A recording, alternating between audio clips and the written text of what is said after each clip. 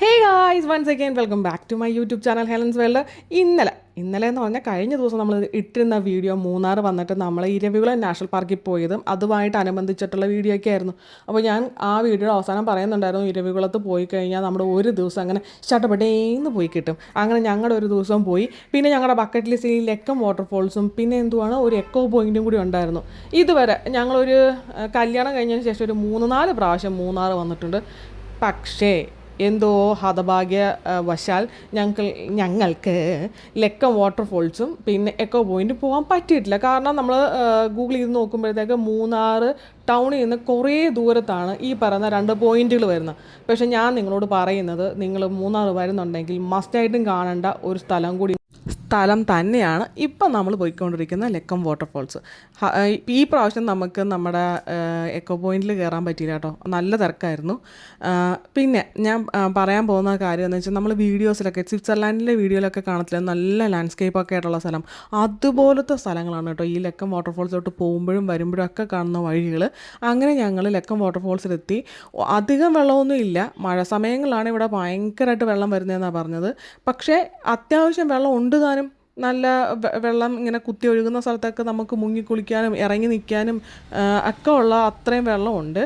പക്ഷേ എൻ്റെ ഒരേ ഒരു ചോദ്യം, ഇത്രയും തണുപ്പത്ത് ഈ വെള്ളത്തിൽ എങ്ങനെയാണ് മനുഷ്യന്മാർക്ക് ഇറങ്ങി ഇങ്ങനെ കളിക്കാൻ പറ്റുന്നതെന്നാണ് എൻ്റെ ഒരു ഡൗട്ട്. കാരണം എന്ന് വെച്ച് കഴിഞ്ഞിട്ടുണ്ടെങ്കിൽ ഇപ്പോൾ തന്നെ മൂന്നാറിൽ മൈനസിലാണ് പോയിക്കൊണ്ടിരിക്കുന്നത്.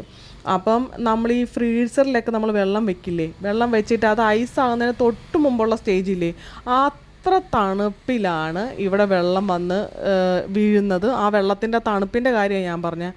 പിന്നെ പുറമേ നല്ല തണുപ്പ്, അതായത് നമ്മുടെ ഈ സറൗണ്ടിങ്സും നല്ല തണുപ്പ്, വെള്ളവും നല്ല തണുപ്പ്. ഇവരൊക്കെ എങ്ങനെയാണ് ദൈവം ഇത്രയും വലിയ തണുപ്പിനകത്ത് ഇങ്ങനെ ഇറങ്ങി നിൽക്കുന്നതും കുളിക്കുന്നതെന്ന് ഇങ്ങനെ ആലോചിച്ചുകൊണ്ടിരിക്കുമ്പോഴത്തേക്ക് എൻ്റെ ഹസ്ബൻഡ് എൻ്റെ അടുക്കൽ ചോദിച്ചു, നോക്കി നിന്ന് വെള്ളം ഇറക്കാനാണോ മോള് വന്നേക്കുന്നത്, ഇറങ്ങുന്നുണ്ടെങ്കിൽ ഇറങ്ങിക്കോളാൻ പറഞ്ഞു. ഒരു രക്ഷയില്ല, കണ്ടു കഴിഞ്ഞിട്ട് ഇറങ്ങാൻ തോന്നുന്നുണ്ട്. പക്ഷേ ഇറങ്ങിക്കഴിഞ്ഞ് കഴിഞ്ഞാൽ കാരണം വേറൊരു ഡ്രസ്സൊന്നും ഞാൻ കൊണ്ടുവന്നിട്ടുമില്ല, എല്ലാം മുഷിഞ്ഞിരിക്കുകയായിരുന്നു. അങ്ങനെ ഗത്യന്തരം ഇല്ലാണ്ട് ഞാൻ ഇറങ്ങിയപ്പോഴത്തേക്കുണ്ടല്ലോ കിടുകിടാന്ന് തന്നെ പറിച്ചു, കയ്യും കാലും എല്ലാം കോച്ച് പിടിക്കുന്ന തണുപ്പാണ്.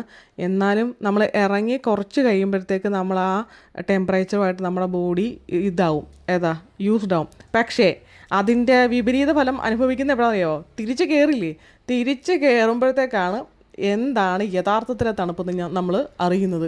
അയ്യോ, പിന്നെ വണ്ടിയിൽ കയറി പോകണം, വണ്ടിയിൽ കാറ്റടിക്കുന്നതെല്ലാം കൂടി ചിന്തിക്കാൻ കൂടി വയ്യ. ഇപ്പോൾ എഡിറ്റ് ചെയ്യുമ്പോൾ പോലും എൻ്റെ പല്ല് കൂട്ടിയിടിക്കുന്നതൊക്കെ എനിക്ക് തോന്നുന്നു, അത്രയ്ക്ക് തണുപ്പ്. എന്നാലും കുഴപ്പമില്ലായിരുന്നു, നല്ലൊരു എക്സ്പീരിയൻസ് ആയിരുന്നു കേട്ടോ. പിന്നെ നമ്മൾക്ക് അവിടെ സെക്യൂരിറ്റീസ് പ്രത്യേകം പറയുന്നുണ്ട്, എപ്പോൾ വേണേലും ഈ വെള്ളച്ചാട്ടത്തിൽ വെള്ളം കൂടി വരാം. കാരണം മലയുടെ അങ്ങേയറ്റത്ത് മഴ പെയ്താൽ പോലും പെട്ടെന്ന് വെള്ളം കയറി വരും. അപ്പോൾ അതിൻ്റെ ദൂരെയായിട്ട് പോകരുത്, ഏറ്റവും അടുത്തടുത്ത സ്ഥലങ്ങളിലേ ഇറങ്ങാവുള്ളൂ എന്ന് പറയുന്നുണ്ട്. അങ്ങനെ കുറച്ച് നേരമൊക്കെ അവിടെ നിന്ന് കഴിഞ്ഞപ്പോൾ ഒരു മഴക്കോളം കണ്ടു. എന്നാൽ പിന്നെ തിരിച്ച് പോയേക്കാമെന്ന് വിചാരിച്ചു, മഴയെങ്ങാനും പെയ്ത് കഴിഞ്ഞാൽ പിന്നെ പെടുമല്ലോ. അങ്ങനെ ഞങ്ങൾ തിരിച്ച് മൂന്നാർക്ക് പോരുന്ന വഴിക്കുണ്ടല്ലോ ഒരു പ്രൈവറ്റ് പ്രോപ്പർട്ടിയുടെ നടുക്ക് കൂടി ഒരു വെള്ളച്ചാട്ടം, അടിപൊളി ഒരു പാലവും. ഇവിടെ തേയില നുള്ളാൻ വരുന്നവർക്ക് ഉള്ള കോട്ടേഴ്സാണ് കാണുന്നത്. ആ കോട്ടേഴ്സിൻ്റെ സൈഡിലിട്ട് ഇങ്ങനെ ഒരു പാലവും അതിൻ്റെ നടുവിൽ കൂടി ഒരു അടിപൊളി ഒരു ഒരു വെള്ളച്ചാട്ടമല്ല, ഒരു അരുവി ഇങ്ങനെ പോകുന്നു. അപ്പോൾ അവിടെ പെർമിഷൻ ചോദിച്ചിട്ടാട്ടോ ഞങ്ങൾ ഇറങ്ങിയത്. എന്തായാലും പ്രൈവറ്റ് പ്രോപ്പർട്ടി അത് ഉറപ്പാണ്. കാരണം അവിടെ കുറച്ച് ചേട്ടന്മാർ നിൽപ്പുണ്ടായിരുന്നു, ഒരു തമിഴും മലയാളവും കൂടി കലർന്നിട്ടുള്ള ഭാഷയാണ് സംസാരിക്കുന്നത്. അപ്പം ഞാൻ പെർമിഷൻ ചോദിച്ചപ്പോൾ പറഞ്ഞ് അതിനകത്ത് ഇറങ്ങിയൊന്നും വേണ്ട, നിന്ന് കാണുമോ ഫോട്ടോ എടുക്കുകയോ വീഡിയോ ഒക്കെ എടുക്കുകയോ ചെയ്തോളൂ, ഇറങ്ങാൻ നിൽക്കേണ്ട. അട്ടയില്ലേ കുഞ്ഞി അട്ടയുടെ പ്രശ്നമുണ്ട്. പിന്നെ വെള്ളം പെട്ടെന്നാണ് കയറി വരുന്നത്, അതുകൊണ്ട് അവിടെ നിന്ന് ഫോട്ടോ എടുക്കുകയോ വീഡിയോ എടുക്കുകയൊക്കെ ചെയ്തോ എന്ന് പറഞ്ഞു. അങ്ങനെ ഞങ്ങൾ കുറച്ച് നേരം നിന്ന് അവിടുത്തെ കാഴ്ചകളും കാര്യങ്ങളൊക്കെ ആസ്വദിച്ചു. അടിപൊളി സ്ഥലം കേട്ടോ. അത് കഴിഞ്ഞ് ഞങ്ങൾ നേരെ മൂന്നാർക്ക് ടൗണിലേക്ക് തന്നെ വന്നു. നനഞ്ഞ ഉടുപ്പ് ഇട്ടുകൊണ്ട് വണ്ടിക്കകത്ത് കഴിഞ്ഞപ്പോഴത്തേക്ക് തണുപ്പ് സഹിക്കാൻ വയ്യ. അപ്പോൾ അങ്ങനെ അങ്ങോട്ട് വന്നപ്പോഴത്തേക്ക് അവിടെ അടുത്തൊരു പെട്രോൾ പമ്പ് ഉണ്ടായിരുന്നു. ആ പെട്രോൾ പമ്പിൽ കയറി ഞാൻ ഡ്രസ്സൊക്കെ ചേഞ്ച് ചെയ്ത് കേട്ടോ. അപ്പോൾ അതിനടുത്തത് ഇങ്ങനെ ഒരു ബലൂൺ നമ്മൾ വെടിവെച്ച് പൊട്ടിക്കുന്ന പരിപാടിയുണ്ട്. അതിന് എനിക്ക് അതിലെന്തോ ഒരു ഉഡായിപ്പ് ഫീൽ ചെയ്തിട്ടുണ്ടല്ലോ. നമ്മൾ 10 പ്രാവശ്യം നമുക്ക് 10 റൗണ്ട് എങ്ങാണ്ടുണ്ട്. അതിൽ 7 ബലൂൺ പൊട്ടിച്ച് കഴിഞ്ഞിട്ടുണ്ടെങ്കിൽ നമുക്ക് ഒരു സമ്മാനം ഉണ്ടെന്ന് പറഞ്ഞു കേട്ടോ. ഇനി എൻ്റെ ഡൗട്ടാണോ, എൻ്റെയും ജോമോൻ്റെ ഒക്കെ ഒരു ഡൗട്ടായിരുന്നു. കാരണം നമ്മൾ ഉന്നം പിടിക്കുന്നിടത്തോട്ട് ഈ ഉണ്ട പോണില്ല. അപ്പോൾ നിങ്ങൾ പറയും എനിക്ക് ഉന്നം അറിയാത്തതുകൊണ്ടാണെന്ന്. അങ്ങനെയല്ല സുഹൃത്തുക്കളെ. അതായത് 2-3 ബലൂണൊക്കെ ചടപട നമ്മൾ പൊട്ടിക്കാൻ പറ്റും. പിന്നെ നമ്മൾ വെക്കുന്ന വെടിയൊന്നും ഉണ്ടല്ലോ, നമ്മൾ ഉദ്ദേശിച്ച ലക്ഷ്യസ്ഥാനത്ത് കാണുന്നില്ല. അവന്മാരെ ഉണ്ടയ്ക്കകത്ത് എന്തോ പണിയുന്നുണ്ടെന്ന് തോന്നുന്നു, പറന്നു പോകുന്ന നമുക്ക് തോന്നുക. അതായത് എന്തോ ഒരു ബലമില്ലാത്ത ഉണ്ട പോലെ. ഇനി എൻ്റെ ഡൗട്ടാണോ, ഇനി എനിക്ക് ഉന്നമില്ലാത്തത് കൊണ്ടാണോ എന്തോ, ഞാനെങ്ങനെയാണേലും ഒരു 6 ബലൂൺ പൊട്ടിച്ചിട്ടുണ്ട്. 6 അല്ല കേട്ടോ, എന്തിനാ തള്ളുന്നത്, 5 അങ്ങോട്ട് പൊട്ടിച്ചു കേട്ടോ. പക്ഷേ ബാക്കിയൊക്കെ വെറുതെ പാളിപ്പോയി. അങ്ങനെ ആ ഉദ്യമവും അവിടെ ഉപേക്ഷിച്ചിട്ട് പിന്നെ ഞങ്ങൾ നേരെ പോയത് മാട്ടുപ്പെട്ടി ഡാമിലേക്കാണ് ഗൈസ്.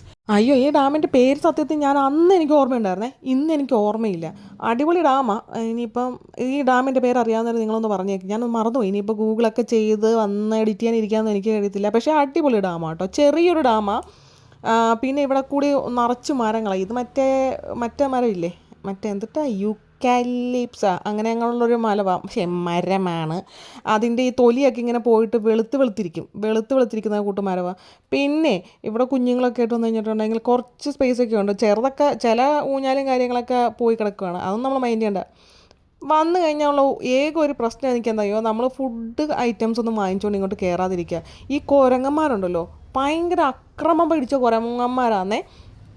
കയ്യിൽ നിന്നൊക്കെ വലിച്ച് തട്ടിപ്പറിച്ച് കൊണ്ടുപോകുന്ന പരിപാടി അവന്മാർക്ക് ദേ ഇരിക്കുന്നു പറഞ്ഞു. അത് കണക്ക് ഇതിൻ്റെയൊക്കെ കയ്യിൽ നിന്ന് അവർ കയ്യിൽ കയറി പിടിച്ചു കഴിഞ്ഞാണ്ടല്ലോ, അതായത് സാധനം പിടിച്ചു കഴിഞ്ഞാൽ നമ്മളിങ്ങനെ ബലം പിടിച്ചിട്ട് കാര്യമില്ല, മാന്ത് കിട്ടും. അപ്പോൾ വിട്ടങ്ങ് കൊടുത്തേക്കുക. അത് കഴിഞ്ഞ് പിന്നെ അവിടെ കുറച്ച് ഷോപ്പിങ്ങും കാര്യങ്ങളൊക്കെ ആയിട്ട് അങ്ങനെ നടന്നു. കുറച്ച് റേറ്റ് കുറവായിട്ട് തോന്നി. കാരണം മൂന്നാർ ടൗണിലൊക്കെ വെച്ച് നോക്കുമ്പോഴത്തേക്ക് സാധനങ്ങൾക്ക് ഇവിടെ കുറച്ച് റേറ്റ് കുറവായിട്ട് തോന്നി. അങ്ങനെ 2-3 കീ ചെയിനും കാര്യങ്ങളൊക്കെ എടുത്തിട്ട് നമ്മളങ്ങനെ നിൽക്കുവാണേ. പിന്നെ ഉണ്ടല്ലോ, നമുക്ക് ഈ ഡാമിൽ നമുക്ക് ബോട്ടിങ്ങും കാര്യങ്ങളൊക്കെ ഉണ്ട് കേട്ടോ. അതൊക്കെ ഒരു അടിപൊളി പരിപാടിയാണ്. പിന്നെ ഞങ്ങൾ വന്ന സമയത്ത് വെള്ളം കൂടുതലുള്ളതുകൊണ്ടാണ് എന്തോ ഡാമിൽ മറ്റേ ഇത് ഷട്ടർ തുറന്നിട്ടുണ്ടായിരുന്നു. അങ്ങനെ അത് കാണാനുള്ള ഭാഗ്യം ഞങ്ങൾക്ക് കിട്ടി കേട്ടോ. ഈ 2018 പ്രളയ സമയത്തൊക്കെ ഉണ്ടല്ലോ, ഡാമിൻ്റെ ഷട്ടർ പൊക്കുന്നു എന്ന് പറയുമ്പോഴത്തേക്ക് ഇതായിരുന്നു കേട്ടോ. അപ്പോൾ ഈ കുഞ്ഞു രീതിയിൽ ഈ ഷട്ടർ പൊക്കുമ്പോഴത്തേക്ക് വരുന്ന വെള്ളം ഇത്. അപ്പോൾ നല്ല രീതിയിലൊക്കെ പൊക്കിക്കഴിഞ്ഞാലുള്ള ഒരു അവസ്ഥ ഓർത്ത് നോക്കി. അപ്പോൾ അവിടെ നിന്നൊരു ചേട്ടൻ പറയാം, ഇങ്ങനെ ഷട്ടറിൻ്റെ ഇത് പൊക്കുന്ന സമയത്തുണ്ടല്ലോ വലിയ മീനൊക്കെ താഴത്തോട്ട് ഇങ്ങനെ ചാടുമെന്ന്. അത് പിടിക്കാൻ വേണ്ടിയിട്ട് വൈകുന്നേരമൊക്കെ ആൾക്കാർ അവിടെ വന്ന് നിൽക്കാറുണ്ടെന്ന്. അതൊന്നും കാണാനുള്ള ഭാഗ്യം ഞങ്ങൾക്ക് ഉണ്ടായില്ല. പിന്നെ ഞങ്ങൾ നേരെ അടിമാലി വഴി തൃശ്ശൂർക്ക് പോകാം എന്നും തപ്പിയിട്ട് അടിമാലി റൂട്ട് തപ്പി പോകുന്ന വഴിയാണ് കേട്ടോ. അപ്പോൾ ഞങ്ങൾ അങ്ങോട്ടും ഇങ്ങോട്ടും മാറി ഓടിച്ചാട്ടും കാര്യമില്ല. കാരണം എന്ന് വെച്ചിട്ടുണ്ടെങ്കിൽ 2 പേരെയും ചന്തി ഉള്ള സ്ഥലത്ത് അറിയുന്ന പോലും ഇല്ല, അതുപോലെ മരവിച്ചിരിക്കുക. ആദ്യത്തെ ആ ഒരു ആവേശം മാത്രം കേട്ടോ ഈ ബൈക്കിന് പോകുന്നത്. ബൈക്കിന് കുറച്ചങ്ങോട്ട് ചെന്ന് കഴിയുമ്പോഴത്തേക്ക് അതിൻ്റെ ഒരു സുഖം നമുക്ക് മനസ്സിലാവും. എന്തോ എങ്ങനെയെങ്കിലും ഒന്ന് വീട്ടിലെത്തിയാൽ മതി എന്നായിരുന്നു. പോകാൻ നേരമുള്ള ആവേശമൊന്നും വരുമ്പോൾ ഒന്നും ഉണ്ടായിരുന്നില്ല കേട്ടോ. പിന്നെ ഒരു ആശ്വാസം, ഇടയ്ക്കിടയ്ക്ക് ഇങ്ങനെ ചായ കുടിക്കാൻ വേണ്ടി നിർത്തുന്ന സ്ഥലങ്ങൾ ഒരിച്ചിരി ആശ്വാസമാണ്. ജോമോന് 3ാമത്തെ ദിവസമായപ്പോഴത്തേക്ക് എങ്ങനെയെങ്കിലും വീട്ടിലെത്തിയാൽ മതി എന്ന് ആയിരുന്നു. അതുകൊണ്ട് തന്നെ കൂടുതൽ സമയം വണ്ടി ഓടിക്കുമ്പോഴത്തേക്ക് നമ്മളങ്ങ് മടുത്തു പോകുമായിരുന്നേ.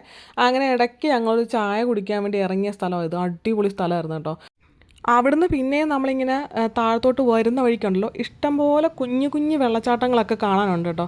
പക്ഷേ ഇനി എങ്ങനെയെങ്കിലും വീട്ടിലെത്തണം എന്നുള്ള ധൃതിക്ക് ഇങ്ങനെ പോരുമ്പോഴത്തേക്ക് കല്ലാറ് വെള്ളച്ചാട്ടം എന്ന് പറഞ്ഞാൽ ഒരു പാലത്തോട് ചേർന്നിട്ട് കല്ലാറെന്ന് പറഞ്ഞൊരു വെള്ളച്ചാട്ടം കണ്ടു കേട്ടോ. അപ്പോൾ അവിടെ നിന്ന് 2-3 റീലൊക്കെ എടുക്കണം എന്നുള്ള പ്രഹസനത്തിൽ വന്നു. പക്ഷേ ആൾക്കാർ നിൽക്കുന്ന കണ്ടപ്പോഴത്തേക്ക് എനിക്ക് ചമ്മലായി. പിന്നെ ഞങ്ങളങ്ങനെ ഉദ്യമം വേണ്ടെന്ന് വെച്ചു. ഇതാണ് കല്ലാറ് വെള്ളച്ചാട്ടം. അടിപൊളി വെള്ളച്ചാട്ടം, ഭയങ്കര ഹെവി ആയിട്ടാണ് കേട്ടോ വെള്ളം വരുന്നത്. വെള്ളച്ചാട്ടത്തിൻ്റെ അടുത്തോട്ട് പോകാനോ അങ്ങോട്ടൊന്നും ഇറങ്ങാനുള്ള ഒരു ഓപ്ഷനും ഇല്ല. അവിടെയൊക്കെ KSEBിയുടെ ഇങ്ങനെ ഒരു ഗേറ്റൊക്കെ വെച്ചിട്ട് അവർ സംരക്ഷിച്ചേക്കുക. കാരണം എന്ന് വെച്ച് കഴിഞ്ഞിട്ടുണ്ടെങ്കിൽ അപകടം കൂടുതലായതുകൊണ്ടാവാം എന്തോ അങ്ങോട്ടേക്ക് എന്തായാലും ഇറങ്ങാൻ പറ്റത്തില്ല. നമുക്ക് ഈ പാലത്തെ നിന്നുകൊണ്ട് മാത്രമേ ആസ്വദിക്കാൻ പറ്റത്തുള്ളൂ. പിന്നെ അവിടെ സമീപവാസികൾക്ക് ഇറങ്ങാൻ വല്ല വഴിയൊക്കെ കാണും, പക്ഷേ ടൂറിസ്റ്റുകൾക്ക് ഇറങ്ങാനായിട്ട് പറ്റത്തില്ല. ഇങ്ങനെ നിന്ന് നമുക്ക് കാണാം, അത് തന്നെ കാണാനുണ്ട് കേട്ടോ. അത് കഴിഞ്ഞ് പിന്നെ നമ്മൾ നേരെ തിരിച്ച് തൃശ്ശൂർക്ക് പോരുവാണ്. അപ്പോൾ വീണ്ടും നമ്മുടെ നേര്യമംഗലം പാലം. അങ്ങനെ നേര്യമംഗലം പാലത്തിൽ നിന്നുള്ള സായാഹ്ന ദൃശ്യങ്ങളുടെ അകമ്പടിയോടുകൂടി നമ്മളുടെ ഈ വീഡിയോ നമ്മൾ വൈൻഡപ്പ് ചെയ്തതായിട്ട് അറിയിക്കുകയാണ്. മറ്റൊരു വീഡിയോയിൽ വീണ്ടും കാണാം. അതുവരേക്കും me Helen signing off. By.